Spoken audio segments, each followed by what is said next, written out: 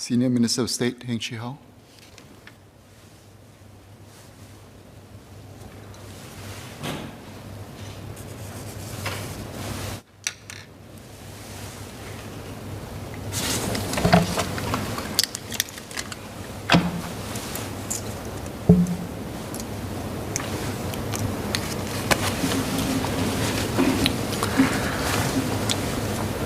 Mr. Speaker, sir, thank you for allowing me to join this debate. I support both bills and I'll speak on the Retirement and Re-employment Age Act. Sir, I declare my interest as NTUC's representative inside and a member of the Tripartite Work Group on Older Workers, whose report was adopted by government. And that report was entitled Strengthening Support for Older Workers. The report itself contained 22 recommendations. And of the 22, the three most prominent recommendations pertained to the progressive raising of the statutory retirement age from 62 to 65 by the end of the decade, the corresponding raising of the re-employment age ceiling from 67 to 70 within that same time frame, and also the progressive improvement of CPF contribution rates for both employers and employees for workers aged 55 to 70. So that's the subject of the amendments today. And the two bills before us today, the Retirement and Re-employment Amendment Bill, as well as the CPF Amendment Bill, they are to give legislative effect to these recommendations so that they can be implemented to the benefit of both workers and companies.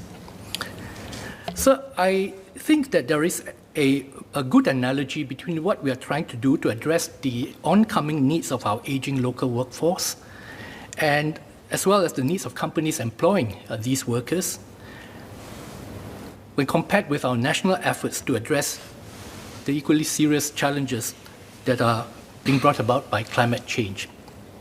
And I wish to draw that similarity, to frame it in such a way that I think will make it easier for all of us, inside and outside of this House, to see what is it that we are trying to do. So the first similarity is that both these challenges, aging population and aging workforce locally, and climate change, is that they are both very damaging if they are not properly addressed. In the case of climate change, one specific known threat to Singapore would be that of global warming leading to rising sea levels. So in that scenario, if we do not build up sufficient defenses early and well enough, the result will be a loss of coastal areas as the sea level rises.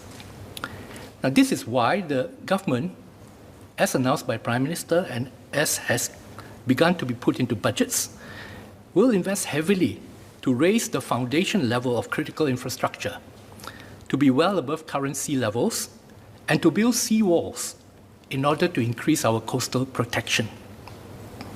So we must do likewise to help our aging local workforce, so that they are not only better protected, but will also continue to be a valuable contributor to our economic dynamism. So ageism exists throughout the world. I think we all agree it is not right. It is not good. It's not fair. But it's there to a greater or lesser degree. And on this journey that we all want to be on to reduce it, if possible to eliminate it someday, we continue to have to deal with the reality that while it exists, and it does now, what is it that we must do to accord the necessary protection for our workers? And it was for this reason that Tripartite Work Group on Older Workers debated long and hard as the first terms of reference that was set for it, on whether that statutory retirement age for older Singaporean workers, is it still relevant? Is it still needed, at least for the coming decade? And it concluded that that was needed. I hear several members speaking about the need for that. Just want to give a little bit of background as to the thinking when we debated this within that work group. I think the basic question we ask ourselves is, Supposing there is no ageism in the workplace, and therefore employers are more than happy and will always employ older workers who are willing and able to work, then it's okay with these companies, and it doesn't matter if we have a statutory retirement age, because the company will just continue to employ.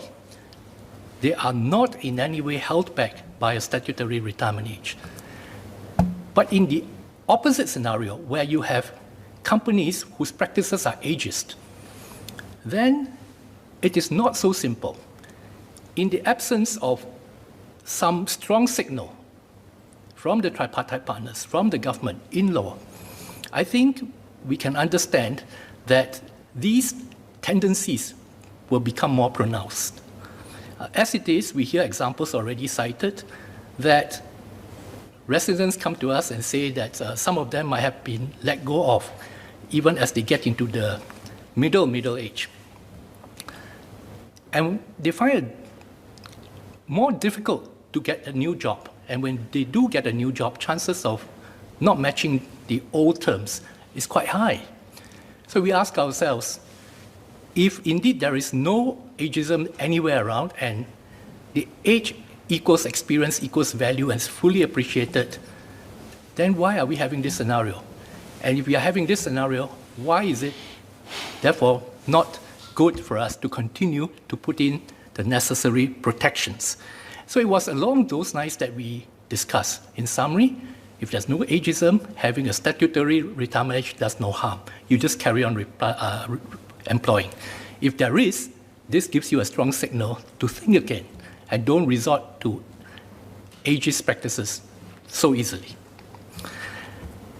So beyond the legality of it, it sends a clear signal to employers on what tripartite partners want businesses and organizations to focus on, namely, to find and put in place effective ways to keep our older workers sharp on the job and not cause them to become a liability or to become a liability prematurely.